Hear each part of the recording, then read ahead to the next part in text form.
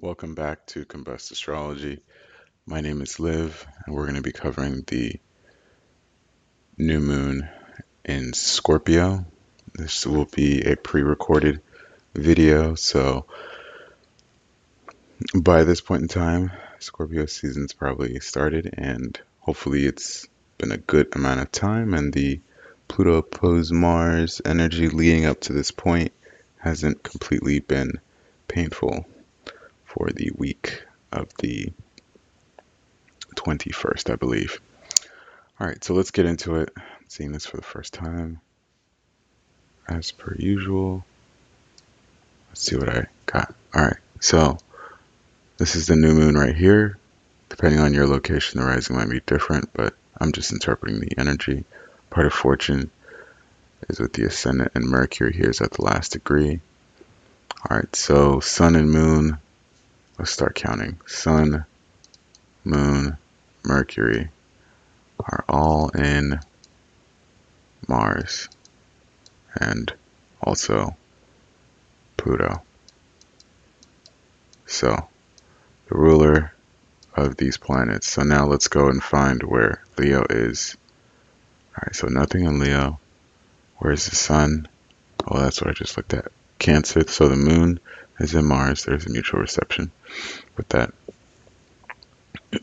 Okay, so the way you're feeling and the way that you want to act about it, watch yourself. And then Mercury, where's Gemini? Okay, deep diving.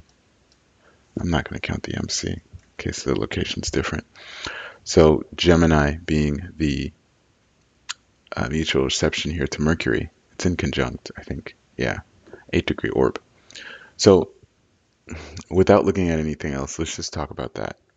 So your emotions being in Scorpio are here to essentially restart again. You know, the new moon is a culmination. Sorry, it's a starting point for a culmination in the future. And we're basically getting the seeds into the ground before the new moon. I believe it's the waning phase, is where you are putting the seeds together, purchasing the seeds, right? You're thinking of the idea. And so the new moon is the actual, like, hey, I really want to start executing this. Let's make the link tree. Let's make the page. Let's start printing out the papers we need to sign. Mars in Cancer at the last degree this is it. Putting all of our energy into this. We really, really believe in ourselves. And Mars in Cancer is at a little bit of a conflicting thing. This is the last time you're going to see this. I know that I say this is the last time, this is the last time, because it is. Ever since 2019, it's been the last time for a lot of things. I think we're all aware of that. That's why life has been so tumultuously chaotic. We are in a new age.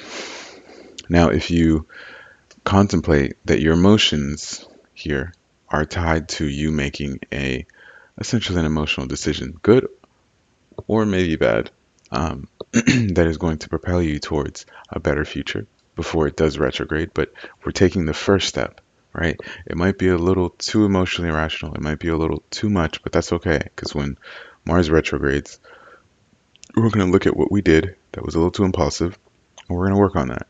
But you still got to take the jump. The bird has to jump out of the tree. You got to take that decision. Still got to do it, right? Let's talk about the Mercury in Scorpio now, because this does trine that same Mars. So to me, this just feels like you've been spying.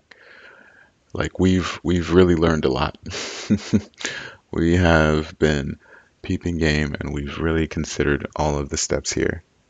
And so we've been obsessed about it. This is that meme of the guy with the whiteboard, and he has like the different pictures and whatever, and it's just like lines connected to each picture. That is a horrible drawing, but you get what I'm saying. And he's just looking at you all crazy, and he's like, I've considered every outcome. This is the only way, right? Um, Mars in Cancer here is like, now I'm emotionally invested. Now it's like teetering on the edge of a little bit of a psychosis, but um, we're still We're still saying this is it. It's the last time. At the same time, Mars is sextiling the Pluto. Now let's talk about Pluto, because this is the sleeping giant right here. Pluto having this sextile to the Mercury, while Pluto is also opposing the Mars. This is it. This is it. This right here is a separation. This is a acceptance of that separation. When you are ending something, or something is ending with you, everything is good up to that point. And I really look at the Scorpio Mercury as everything is good. Because I'll tell you guys something about Scorpio Mercury. We know, we know. We don't speak on it, but we know.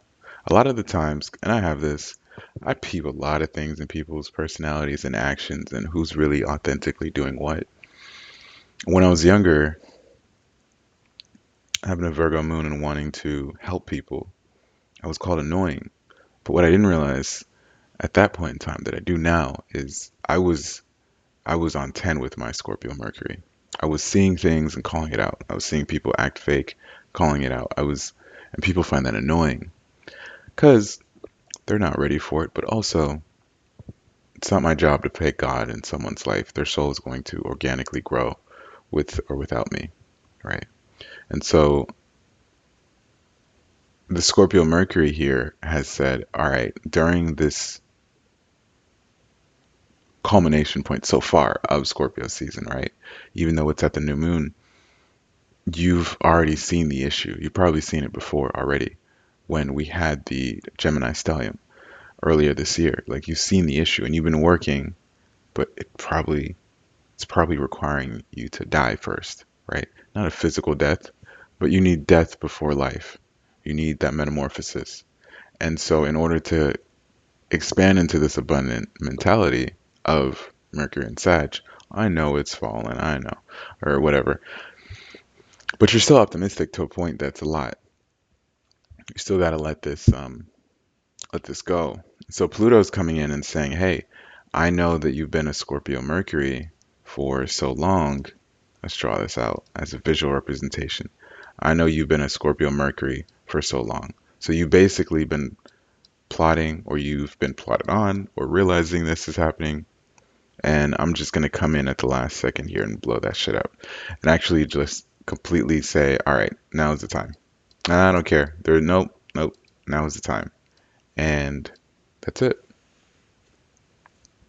Because in order to have new life, death must first come. And here, the two of these are acting as agents of chaos so that the new moon can have a start. With that Mars in Cancer, it really depends on whether or not it's painful or it's a good start. I'm not gonna lie. It can kind of be a little scary with that. Last but not least, I know Saturn's still in whatever, but I do want to cover the Venus and the Jupiter here. I think these are amazing. With all this chaos, at least it's gonna be quick. You're gonna learn it. It's gonna be quick. And Venus being in Jupiter, Jupiter in the fifth house of Saturn here, it's gonna give you really good wisdom. But it's more like everyone's having fun, so I'm faking having fun. But it's kind of fun because I get to say that I did it. But it's like after the music stops, it'll be like, let's reflect on this because I'm a little hungover and I don't fully understand what's been happening. Right? We had Uranus oppose uh, the Mercury here some time ago, and I was like, oh wow, lots of harsh words, lots of harsh things between people having to be addressed, and sometimes the person isn't aware because Neptune was sextile, was trining the Mercury. But that's pretty much the gist of this energy. I'm not going to delineate it all the way by reading this chart piece by piece. I hope you enjoyed. I hope you're having a great Scorpio season, and take care.